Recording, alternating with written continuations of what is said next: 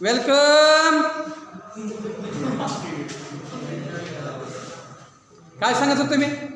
Such as the nervous tissue is there. Now this nervous tissue. त्याच्यामध्ये nervous टिश्यूचे मी किती प्रकार सांगितले? नाही. नर्वस टिश्यू एकच. नर्वस टिश्यूमध्ये 2 प्रकारच्या सेल्स सांगितल्या. कोणत्या सांगितल्या? एक नर्व सेल्स किंवा न्यूरॉन्स, दुसरे म्हणजे न्यूरोग्लिया किंवा glial cells. Neuroglia are the glial cells are the supporting cells. या कुठल्या प्रकारच्या सेल्स आहेत? These are the supporting cells. म्हणजे अशा प्रकारच्या या नर्व सेल्सला किंवा न्यूरॉन्सला, म्हणजे त्याची इथं मी डायग्राम काढली. इथे डायग्राम काढली ना, या न्यूरॉनची डायग्राम काढली, ॲक्झॉनची नाही, या न्यूरॉनची डायग्राम काढली. हा न्यूरॉन आहे, हा सिंगल न्यूरॉन आहे, म्हणजे ही नर्व सेल आहे. आणि अशा प्रकारच्या trillions of the nerve cells are there. संख्येची किती असते? ट्रिलियन्स. करोडो अशा प्रकारच्या, अब्जावधी अशा प्रकारच्या या सेल्स असतात. And these are called the neurons और these are called the nerve cells. And these cells only the cells in the human body which are the elongated cells and the fiber like cells, these are the neurons किंवा nerve cells. आपल्या शरीरामध्ये, human बॉडीमध्ये, animal बॉडीमध्ये, higher ॲनिमल्सच्या बॉडीमध्ये elongated fibre सारख्या असलेल्या cells, त्या फक्त आणि फक्त याच सेल्स असतात. त्या म्हणजे नर्व सेल्स किंवा न्यूरॉन्स. दुसऱ्या सेल्स या एवढ्या इलॉंगेटेड फायबर लाईक नसतात. मसल सेल्स असतात बॉडीमध्ये, आपल्या मसल सेल्स असतात, मसल्स असतात, बरोबर ना. या मसल्स या सुद्धा इलॉंगेटेड असतात. कशा असतात त्या? इलॉंगेटेड.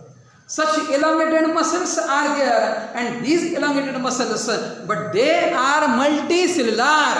Muscles या कशा असतात? बरोबर ना. किंवा काही मसल्स ह्या इलॉंगेटेड असतात, फायबरच्या स्वरूपात असतात, त्या सुद्धा बंडलमध्ये असतात. त्या व्यतिरिक्त अशा प्रकारच्या सेल्स असतात, त्या म्हणजे nerve cells or the neurons are there. And these neurons are the elongated cells. And in this way the supporting other cells are there. These are neuroglia or the glial cells. या nervous टिश्यूमध्ये अशा प्रकारच्या neuroglia किंवा glial cells नावाच्या cells असतात. या अशा प्रकारचे न्यूरॉन्सला सपोर्ट करण्याचं काम करतात. काय करतात? सपोर्ट करतात. म्हणजे सपोर्ट करून अशा प्रकारचा नर्वस टिश्यू या 2 प्रकारच्या सेल्सचा बनलेला असतो. मग त्यामध्ये पुन्हा आपल्याला नर्वस सिस्टीममध्ये अशा प्रकारच्या नर्व्स दिसतात, म्हणजे अशा प्रकारचे बंडल ऑफ द फायबर्स दिसतात. Such bundle of the fibres, these are consisting of such elongated thread like structures. These are called as the axons. काय लक्षात आलं? या न्यूरॉन्सचा जो इलॉंगेटेड हा फायबर असतो त्याला ॲक्झॉन म्हणायचं. हे ॲक्झॉन एकमेकाशी जुळून त्याच्यापासून जे बंडल बनतं, या बंडलला काय म्हणतात? That is called as the nerve. NERVES. बघा आणखी फरक आहे. काय फरक आहे? हे जे बंडल आहे या ॲक्झॉनचं बनलेलं, या बंडलचे नावं 2 ठिकाणी वेगवेगळे येतात. काय म्हणते? लक्षात आहे का? 2 ठिकाणी या बंडलचे नावं वेगवेगळे येतं. ॲक्झॉन पासून जे बंडल तयार झालं असतं, या बंडलचे नावं 2 ठिकाणी वेगवेगळे येतं.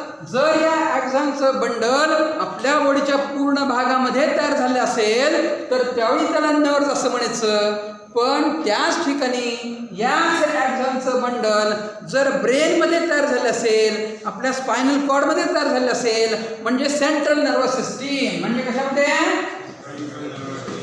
CNS. नर्वस सिस्टीम 3 प्रकारची. लक्षात घ्या. नर्वस सिस्टीम किती प्रकारची? बेसिक डिव्हिजन्स 3 आहेत. एक म्हणजे CNS, बरं का. दुसरी म्हणजे PNS. दुसरी कोणती? PNS. तिसरी म्हणजे ANS. आता ह्याची नावं काय? लॉंग फॉर्म काय? ही जी आहे याला म्हणतात सेंट्रल नर्वस सिस्टीम, बरं का. याच्यामध्ये येतात फक्त दोन भाग येतात त्याच्यामध्ये, 2 पार्ट. कोणते सांगा बघू? एक येतं ब्रेन, दुसरं येतं करेक्ट स्पायनल कॉर्ड. कोण सांगितलं रे? कोण आहे? धीरज. बरं, कोणत्या शाळेत होता? वा वा, छान. असाच अभ्यास करत राहा सगळेजण बरं का, सगळेच हुशार आहेत आपल्या वर्गातले. मग अशा प्रकारचा हा ब्रेन आहे आणि स्पायनल कॉर्ड आहे. हे 2 भाग CNS मध्ये येतात. दुसरा आहे PNS, दुसरी डिव्हिजन नर्व सिस्टीमची, ती म्हणजे PNS. याला P फॉर पेरिफेरल. P म्हणजे काय? Peripheral nervous system. आणि ही पेरिफेरल नर्वस सिस्टीम म्हणजे अशा प्रकारच्या या ज्या नर्व्ज असतात, ज्या नर्व्ज आपल्या पूर्ण बॉडीमध्ये स्प्रेड झालेल्या असतात, पसरलेल्या असतात, आणि या नर्व्ज आपल्या बॉडीमधले वेगवेगळे ऑर्गन्स ब्रेन आणि स्पायनल कॉर्डला कनेक्ट करण्याचं काम करतात. अशा प्रकारची सिस्टीम ती म्हणजे कोणती? पेरिफेरल नर्व सिस्टीम, ज्याच्यामध्ये पेरिफेरल नर्व्ज येतात. कोणत्या नर्व्ज येतात? पेरिफेरी. लक्षात येतं का? पेरिफेरी. कोर म्हणजे सेंट्रल. ही पृथ्वी आहे. ही पृथ्वी ना. पृथ्वी गोल असते का चपटी असते? गोल असते, चेंडू सारखी. पृथ्वीचा हा कोर, हा जो मधला गाभा असतो, याला काय म्हणायचं? हा आहे कोर, CORE. कोर म्हणजे गाभा, सेंटरचा पोर्शन. आणि हा पृथ्वीचा हे जे बाहेरचं कवच आहे, याला म्हणतात PERI, PHERY. त्याला काय म्हणतात? पेरिफेरी. पेरिफेरी म्हणजे upper portion, superficial portion, surface. याला काय म्हणायचं? पेरिफेरी. मग अशा प्रकारे आपल्या बॉडीवर पेरिफेरल पोर्शनला, वेगवेगळ्या ऑर्गन्सला कनेक्ट करणाऱ्या आणि यांचे कनेक्शन्स आपल्या स्पायनल कॉर्डमधून ब्रेनशी जोडणाऱ्या ज्या सगळ्या नर्व्ज असतात, या नर्व्ज या काय बनवतात? पेरिफेरल नर्व्ज या पेरिफेरल नर्व सिस्टीम बनवतात. कळलं का नाही? सोप्या शब्द सांगतो ती, अवघड आहे काहीच नाही आहे ना. म्हणजे पेरिफेरल नर्व्ज या काय करतात? They connect the all different organs, सगळे वेगवेगळे ऑर्गन्स या स्पायनल कॉर्ड मधून ब्रेनला जोडतात. कोणाशी जोडतात? त्या ब्रेनला. ब्रेन हा सेंटर पॉइंट आहे.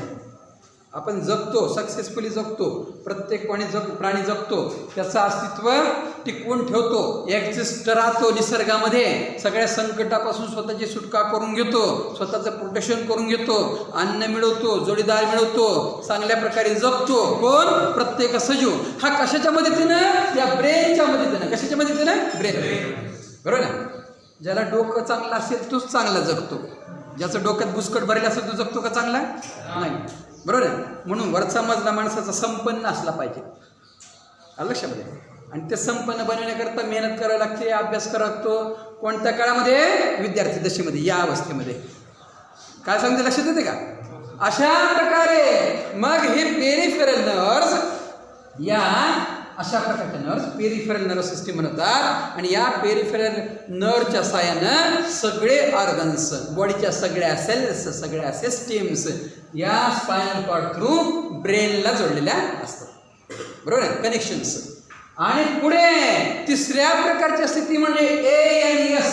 याला म्हणायचं A फॉर ऑटोनॉमस. ए शब्दाचा काय अर्थ आहे? ए शब्दाचा लॉंग फॉर्म ऑटोनॉमस. ऑटोनॉमस म्हणजे सेल्फ कंट्रोल्ड. ऑटोनॉमस म्हणजे काय? सेल्फ. जी स्वतःचे स्वतः कंट्रोल करते. बरोबर ना. ज्याचं कमांड स्वतःचे स्वतः असतं आहे ना, त्याला काय म्हणायचं? ऑटोनॉमस. वेगवेगळे कॉलेजेस असतात बघा. त्यातले काही कॉलेजेस प्रायव्हेट असतात, काही गव्हर्नमेंट असतात, आणि काही ऑटोनॉमस असतात. कशा असतात ते? ऑटोनॉमस. ऑटोनॉमस म्हणजे सेल्फ डिपेंडंट, जे स्वतःवर स्वतःचं डिपेंडंट असतात. अशा प्रकारची ऑटोनॉमस नर्व सिस्टीम असते. आणि ही ऑटोनॉमस नर्व सिस्टीम याच्यामध्ये 2 प्रकारचे फायबर्स असतात. एक म्हणजे SYMPATHETIC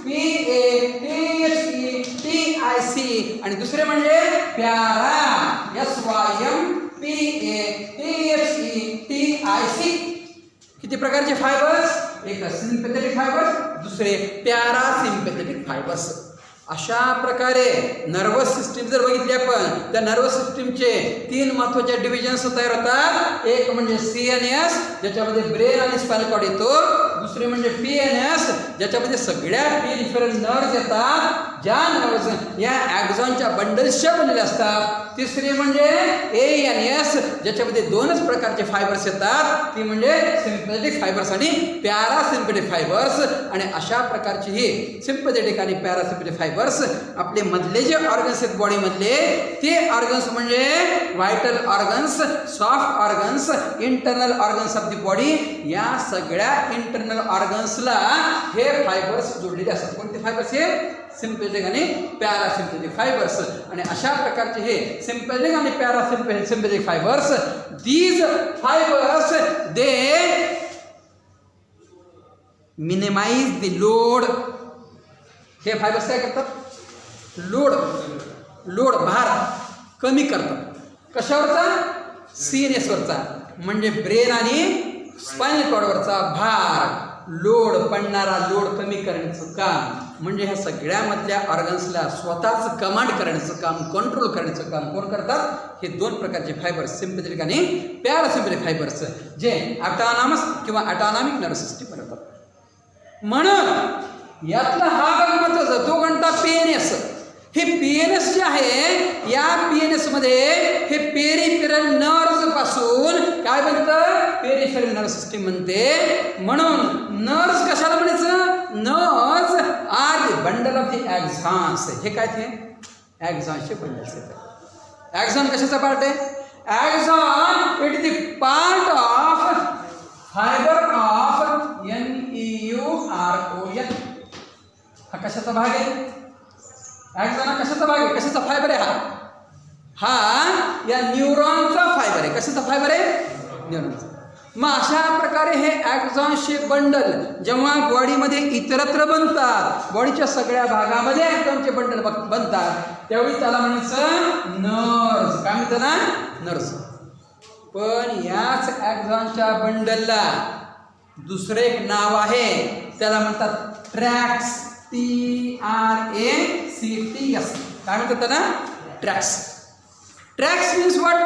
Tracks is the bundle of the axons when they are present in CNS. काय म्हणतो मी बघा, या ॲक्झॉनचे बंडल्स, हे ॲक्झॉनचं बंडलच आहे. हे याला दुसऱ्या शब्दात काय म्हणायचं? ट्रॅक्ट असं म्हणायचं.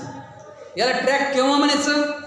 जर हे ॲक्झॉनचं बंडल कुठं असेल? CNS मध्ये असेल. म्हणजे कुठं असेल? ब्रेन आणि spinal कॉर्डमध्ये. When the bundle of the axon is present in the brain and the spinal cord, at that time that bundle of the axon is called the tract. याला काय म्हणायचं? That is called the tract. हे लक्षात आलं का? म्हणजे या ॲक्झॉनचं जे बंडल आहे, हे ॲक्झॉनचं बंडलचं नाव या त्याच्या लोकेशन प्रमाणे बदलतं. कशाप्रमाणे बदलतं? बरोबर आहे ना? जर ॲक्झॉनचं बंडल हे बॉडीमध्ये इतरत्र असेल तर त्यावेळी त्याला नर्व असं म्हणायचं. जर हेच ॲक्झॉनचं बंडल या CNS मध्ये असेल, म्हणजे ब्रेन आणि स्पायनल कॉर्डमध्ये असेल, तर त्यावेळी त्याला काय म्हणायचं? That is called the tract. So in this way the tracts are there in the central nerve system, in the brain and the spinal cord. Brain आणि स्पायनल कॉर्डमध्ये अशा प्रकारचे ट्रॅक्स असतात, म्हणजे हे ॲक्झॉनचे बंडल असतात. तर अशा प्रकारे याच्यापासून, म्हणजे कशापासून? नर्व्ह सेल्स म्हणजे न्यूरॉन्स, न्यूरोग्लिया म्हणजे ग्लियल सेल्स, आणि अशा प्रकारच्या नर्व्स पासून नर्वस सिस्टीम बनते, नर्वस टिश्यू बनतो, म्हणजे पूर्ण नर्वस सिस्टीम बनते. आणि एवढंच नाही तर फक्त एवढ्यापासूनच काय नाही. Again, the nervous system consists of such as 2 another organs, and these 2 another organs, these are called as RECE, PTORS receptors, and second type that is called the EFFE CTORS. किती प्रकारचे? 2 प्रकारचे ऑर्गन्स आणखीन बॉडीमध्ये असतात. एक म्हणजे receptors R there, दुसरे म्हणजे इफेक्टार्स आर देअर. रिसेप्टार्स म्हणजे कोणते? What are these receptors? Receptors these are, सांग बघू Dheeraj, what are the receptors? Jadhav, आणखी कोण आहे? तुमचे नाव माझ्या लक्षात नाही. हा करेक्ट. सांग बरं श्रुती, सांग. Ah, correct. The organs which accept, which receive the impulse, which receive the sensation, which receive the changes around us. आपल्या बॉडीच्या बाहेर एन्व्हायरमेंटमध्ये जे काही चेंजेस घडून येतात आणि हा जो चेंज घडून येतो त्याला म्हणतात स्टिम्युलस. STIMULUS. हा जो चेंज आहे त्याला काय म्हणायचं? चेंज. CHANGE. हा जो चेंज आहे त्या चेंजला म्हणतात stimulus. Whatever the change which is occurring in our body as well as around the body. आपल्या शरीराच्या बाहेर सराउंडिंगमध्ये, आपल्या शरीराच्या मध्ये वेगवेगळ्या ऑर्गन्समध्ये जो काही बदल घडून येतो, हा जो बदल आहे या बदलाला म्हणतात stimulus. That change is called the stimulus. And that stimulus whatever the organs which are present in our body, inside the body as well as on the body, these organs which are capable to receive, to detect this stimulus. हा stimulus detect करायला जे capable असतात, जे लायक असतात, अशा प्रकारचे organs ते म्हणजे कोणते? These are called the receptors as well as these are called the sensory organs. याला काय म्हणायचं?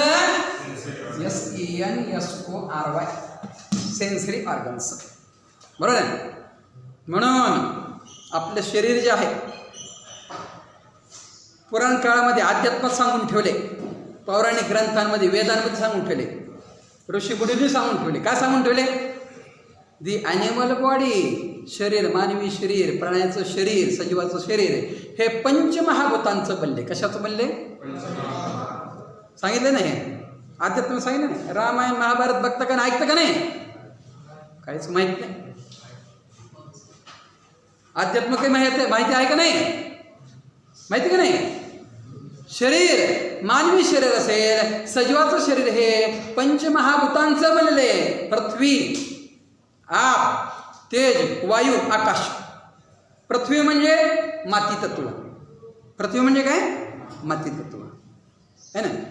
आप, आप म्हणजे काय? अग्नी है ना. पृथ्वी, आप नाही, पृथ्वी, आप. आप म्हणजे मला वाटते पाणी. पृथ्वी, आप, आप म्हणजे पाणी. पृथ्वी, आप. तेज, तेज म्हणजे अग्नी. बरोबर आहे. वायू, वायू म्हणजे हवा. आणि आकाश, आकाश म्हणजे पोकळी. आकाश म्हणजे काय? पोकळी. बघा, वायू म्हणजे पोकळी नाही, वायू म्हणजे हवा, ज्यामध्ये वेगवेगळ्या प्रकारचे गॅसेस येतात. कार्बन येतो, हायड्रोजन येतो, नायट्रोजन येतो, मॅग्नेशियम येतो, सल्फर येतं, वेगवेगळ्या प्रकारचे गॅसेस याच्यामध्ये येतात. बरोबर आहे. अशा प्रकारचं या पंचतत्वांचं बनलेलं. आणि हे पंचतत्व ओळखण्याकरता त्या सजीव शरीरामध्ये विशिष्ट प्रकारचे सेन्स ऑर्गन्स तयार झाले असतात. म्हणजे पंचज्ञानेंद्रिये तयार झाले असतात. किती ज्ञानेंद्रिय असतात आपल्याला? पंचज्ञानेंद्रिय. कोणते कोणते? एक म्हणजे नाक. बरोबर ना. गंध घेण्याकरता, गंध ओळखण्याकरता. Nose which detects the smell. बरोबर आहे. जीभ, जीभ कशा करता? विच डिटेक्ट्स द टेस्ट, चव घेण्याकरता. त्यानंतर काय? कान आहे ना, which detects the sound waves, sound waves detect करते. बरोबर ना. डोळे कशा करता?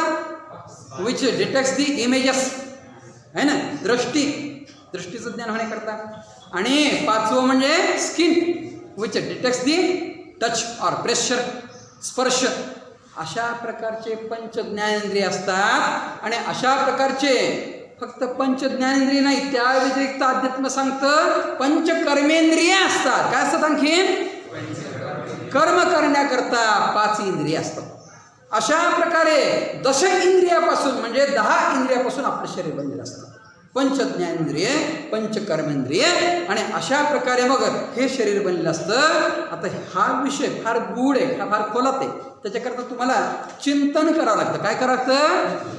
चिंतनाशिवाय अभ्यास होत नाही. जे काय ऐकलं त्याच्यावर चिंतन करावं लागतं. त्याच्यासाठी आणखीन काही सपोर्टिंग वाचन करावं लागतं. तर आपण संपन्न होत असतो ज्ञानानं. फक्त ऐकलेलं जे आपण ऐकतो ते झालं इन्फॉर्मेशन. मी जे सांगते तुम्हाला ही झाली माहिती. पण ज्यावेळी अशा प्रकारचे या इन्फॉर्मेशनचं तुम्ही चिंतन करता त्यावेळी त्याचं रूपांतर ज्ञानामध्ये होतं. त्यावेळी मग ते तुमचं ज्ञान शिल्लक राहतं. काय शिल्लक राहतं? ज्ञान. दूध आहे, ताक आहे, दही आहे, हे झालं इन्फॉर्मेशन. पण ह्या दुधापासून बनावं लागतं दही, दह्यापासून बनावं लागतं ताक, ताक वेगळं होतं, दह्यापासून निघतं लोणी, आणि त्या लोण्यावर आपण प्रक्रिया करतो त्यावेळी त्याच्यापासून जे तूप निघतं ते काय झालं? आपलं ज्ञान. काय झालं? ज्ञान. अशा प्रकारे मग मी काय सांगितलं आज? अशा प्रकारची CNS सांगितली, PNS सांगितली, ANS सांगितली, आणि CNS मध्ये नर्व्ह सांगितल्या. ह्या ॲक्झॉन्सचे बनलेले जे बंडल्स आहेत जे बॉडीच्या बाहेर असतात, बॉडीच्या इतरत्र असतात, ते म्हणजे नर्व्स. पण ॲक्झॉनचे बंडल्स हे बॉडीच्या सेंट्रल नर्व्ह सिस्टीममध्ये, ब्रेन आणि स्पायनल कॉर्डमध्ये असतात, ते म्हणजे ट्रॅक्स. आणि अशा प्रकारे या नर्व्सपासून, या ट्रॅक्सपासून, या रिसेप्टर्सपासून, या इफेक्टर्सपासून, या नर्व्ह सेल्स न्यूरॉन्सपासून, न्यूरोएक्लियापासून पूर्णपणे बॉडीची आपल्या काय बनली असते? नर्व्ह सिस्टीम बनली असते. आणि ही नर्व्ह सिस्टीम कंट्रोल आणि कोऑर्डिनेशनचं काम करते. कशाचं काम करते? त्यामध्ये मग हा न्यूरॉन अशा प्रकारचा असतो. या न्यूरॉनचं structure we shall see the detail structure of this neuron in next period. बरं का? That's all.